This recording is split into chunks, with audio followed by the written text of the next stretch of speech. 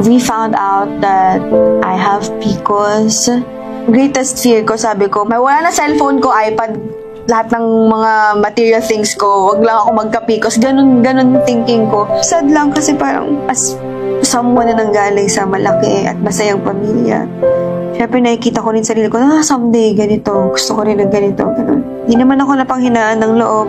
Dahil kilala nyo din naman ako ulit na optimistic ako, may lungkot din sa part ko, and yun yung kailangan kong tanggapin. Mas kailangan ko alagaan yung sarili ko. To all the women out there, kung kaya niyong magpa-check up, do it. Alagaan niyo yung mga sarili niyo.